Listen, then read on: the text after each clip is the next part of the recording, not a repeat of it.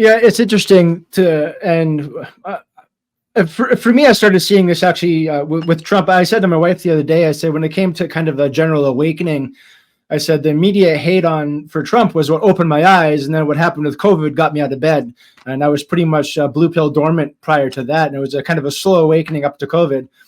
But you see how the media will report things like that. And I remember when we had that Coutts blockade, our premier at the time, who was Jason Kenney, was talking about how people were trying to swerve and hit RCMP officers and all the violence and all the scariness. And it was completely fabricated, but it's almost like a retraction at that point doesn't even matter, because once it's out there and everybody runs with it, you know?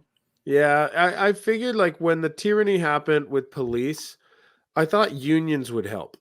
I thought that like a bunch, if you had thousands of officers that are in a union together, they can stand up to the politically appointed superior officers they have. Because you expect it from the superior officers. If you've been promoted by way of ideology, which Trudeau government has been shown to be ravenously of what, 12 Supreme Court or 9? How many do we have? 9? I think we have 9 Supreme Court justices. 6 of them have been appointed by the Trudeau regime, which is why no one should be surprised when they say, no, it shouldn't be a woman. Let's just call it a thing with a vulva. Like, you know what I mean? Like, that's the really how ideologically poisoned the judiciary is and how fast it can get poisoned.